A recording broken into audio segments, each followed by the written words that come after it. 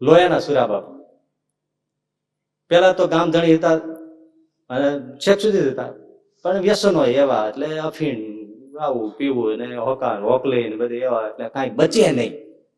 આવક ઘણી, ગામધણી દરબાર બે ત્રણ ગામડાના ધણી હોય તો આવક તો ઘણી હોય, પણ બધું ફૂંકી મારે. એટલે ગરીબી એમાં ભગવાન સ્વામિનારાયણ એ બધા સંતો મળ્યા ને પછી હરિભક્ત થયા ને બધું સત્સંગ લીધો ને પછી વ્યસનો ગયા. એટલે પછી તો આળસ પ્રમાદે ખંખેરી ને પછી બાપાગીરી હોય એ બાપુગીરી એ મૂકી હોય ને કામ ધંધો કરે, પૈસો ખૂબ અઢળક સંપત્તિ. પછી ભગવાન સંતોના આશીર્વાદ થી બધું શ્રીજીના આશીર્વાદ થી બધું થયું. સોના ચાંદી ઘરેણા બધા પટારામાં ભર્યું હોય. હવે એમાં એક રાતે આવીને એના ઘરની પાછલી દિવાલેથી એટલે આ મૂળ શું થયું, આગલે દિવસે એમને ત્યાં વ્યવહારિક કોઈ પ્રસંગ, એટલે એમના સંબંધીઓ બધા બોલાવ્યો હોય, નાનો પ્રસંગ હશે કઈ ઘરનો. હવે ક્યાં પટારામાં ક્યાં ચાવી મૂકે છે એ બધું એટલે એ ઘરનો જ હોય ને કોઈ ભેદું, એને જોઈ લીધું કે આ રેણા ઘર છે ને એમાં આ પટારો ને આ પટારે આ ચાવીનો જુડો, અને એમાં ચાંદીના સોનાના ઘરેણા રોકડ રૂપિયા 10-20 હજાર એની કોથળીઓ ભરેલી પડેલી ઉપર ગાદલા ગોદડા મૂક્યા, એ બધું ઓઈલો જાણે ભેદું એનો જોવે. ચાવીને જુડો ને બધું પરખીને હરખું કરી લીધું. મહેમાન હો વૈયા ગયા, ઓઈલો એને ગામ વયો ગયો છે, પણ રાતે ત્યાંથી એ 2-3 જણા થઈને પછી આવ્યા ને પછી રાતે દિવાલમાં કાણું પાડ્યું, એનો આપણે જૂની ભાષામાં ખાતર પાડ્યું કે મોટું બાકું પાડી ગયા અંદર, ચાવીનો જુડો ભેળો તો ઉપાડ્યો, પટારો ખોલવા ગયા. એ જ ચાવી દિવસે ખોલ્યું હતું, એને જ ખોલ્યું હતું, પટારો ખુલે જ નહીં.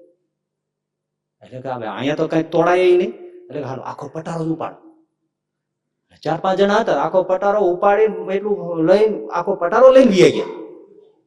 તે વગડામાં જઈને મૂક્યો, ત્યાં પાછા મથ્યા, પણ ચાવી મથે પણ કઈ ઓલું ખુલે નહીં. એટલે કે ઉપાડો, મોટા પથરા લઈ આવો અને ત્યાં જંગલમાં તો ઝાડવા વાળો હોય, મોટા ધોકા કાપો ને ભાંગી નાખો પટારો. હવે મોટા ધોકા, આવા મોટી લીમડાની કે બાવળની ડાળીઓ લઈ આવ્યું, અને જ્યાં મારવા જાય ત્યાં કોકનો બોલા, એટલે બોલચાલ વાતચીત પગનો પગરવ એ સંભળાવાનું, એ માણસો આવે છે. હવે અત્યારે ભળું દઈને મારે તો ઓલા તરત આવે કે અહીંયા ધોકા ધોકી શું થાય છે, એટલે ઉભા રહી ગયા કે ભૈયા જાય. પછી બોથરાટી બોલાવીએ. હવે એ ઓલા આમ છેક સુધી વાતો કરતા કરતા ગયા, એનો હળ ધીમો થયો, વળી બીજા 5 જણાનો અવાજ આવ્યો. ઈ વળી આમાં જ્યાં વળી ધોકો ઉગામીને મારવા જાય વળી 2-5 જણાનો અવાજ આવે, વળી પાછું ઉભા આમ સવાર પડી ગયું. અજવાળું મળ્યું તો ઓલા કે આ તો ખુલતું નથી, ધોકાવાતું નથી. હવે જો કઈક થાય ને કોઈ બાળી જાય ને એવું થાય તો સુરા બાપુ આપણને ઘાણીએ કાઢીને તેલ કાઢી નાખે. એ પછી મૂકે નહીં, ભાગો. એ બધું ઘા કરીને બે ગયા. સવાર થયો ને સદાન સામે ભગવાન સ્વામિનારાયણ, હે દયાળુ, હે દયાનાથ, હે અક્ષરાધિપતિ, હે કરુણા મૂર્તિ, હે ગરીબ નિવાસ, હે મારા વાલા, હે મારા પ્રાણ આધાર, હે મારો આંખના તારા, હે મારા હૃદયના સિંહાસનના બરા આરાધ્ય દેવ, એમ કરી સુરા બાપુ ઉઠ્યા. ઉઠીને ઓસરીને કોરે દાંતણ લઈ, લીમડાનું સરસ બાવળનું દાંતણ લઈને બેઠા કરવા. ગામમાંથી બધા નીકળ્યા, ફાંકું જોયું. બાપુ અંદર આવ્યો. હા હા, ખાતર પીડ્યું, ખાતર. અરે ભણું બોલકું ના ક્યાં પીડ્યું? બાપુ તમારા ઘરમાં. એટલે અમે ખાતર પાડવા વાળા પોતે, અને અમારા ઘરમાં ખાતર પીડ્યું. બાપુ આવડું મોટું ફાકું. હે મહારાજ સ્વામિનારાયણ, પેલો શબ્દ નીકળ્યો, હરામનું છે નહીં, દશાંશ ધર્મ તો ચોખ્ખો કાઢું છું. અણહકનું કઈ દેવનું ઘરમાં નથી. મારું ચોર લઈ કેમ રીતે જાય? એ ભગવાન, પણ મહારાજની જેવી મરજી, બીજું શું. મારું અડે નહીં તરકવાય, ખોટું નથી, અને દશાંશ પૂરો નીકળે છે. અણહકનું ધર્માદાનું ઘરમાં નથી, તો મારું લઈ કેમ જાય? કોઈ હશે, પણ શ્રીજીની જેવી મરજી. ઘર ખોલીને અંદર ગયા, પટારો જ ના પડે. એમના પત્નીનું નામ શાંતુબા. એ કહે છે દરબાર તે થયું. હા, એ તો એમ જ ને, જે થયું તે, બીજું શું. અત્યારે આપણે સત્સંગી છીએ, બાકી આજ્ઞા નથી ને કે ઘરે ઘરે મારી મારીને તોડી નાખો. ઘરે ઘરે મારી મારીને તોડી નાખવું, બધાને ઘરે તો થોડું થોડું લૂંટીને પાછો પટારો ભરું. પણ હવે કઈ થાય નહીં, સત્સંગી થઈ ગયા છે. એટલે હવે દેવી મહારાજની મરજી, બાકી તો નહીતર આ સુરા બાપુ કઈ ભૂલ્યો નથી. પણ સહજાનંદ સ્વામીને આપણે વ્રત ને એમ ટેક છે, હશે એની મરજી. સારું જેવી દાંતણ કરવા બેઠા, ત્યાં 5 જણા આવ્યા. બાપુ, હા ગામને પાદર વગડામાં પટારો પડ્યો છે, ભીડ તમારો તો નથી ને? એમ તો ભીડ આપણો જ હશે. તરત જાન ભાગ્યા ગયા, જ્યાં ગયા પટારો પોતાનો, પટારા માથે ચાવી. સુરા બાપુ હાલ હાલ ઉપાડો, લઈ જાઓ હાલ. એ બધું લાવીને ઘરમાં ફળિયા મૂકીને ઓલા બધાને જાઓ જાઓ બાપા હશે. એ ચાવી લગાડી ઉપર ધડધીને ખુલી ગયું. વિચાર કરો લ્યો, આ પાર્ટનર કામ કેવું કરે છે તમે જોવો.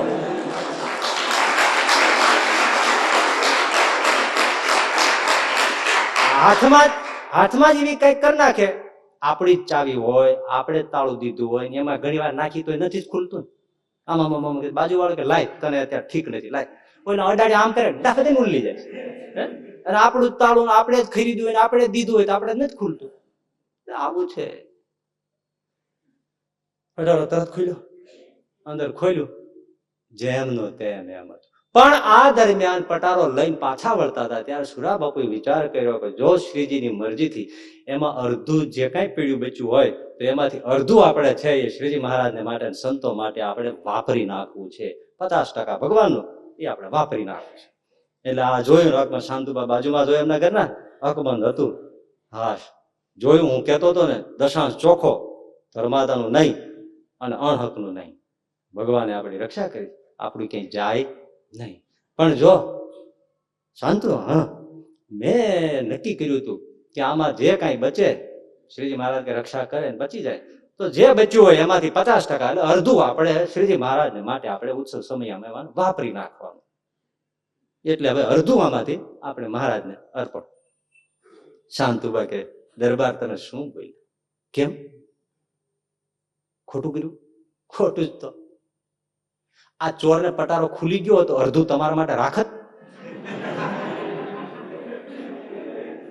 તો કે ના, એ તો ના જ રાખે. તો બધું જ શ્રીજી મહારાજને માટે વાપરી નાખો ને. આવા મળે તો કામ થાય. હે નહીતર કે કોને પૂછીને કીધું તું? હું તમારું અડધું ફાડું છું, મને પૂછવું તો જોઈએ ને.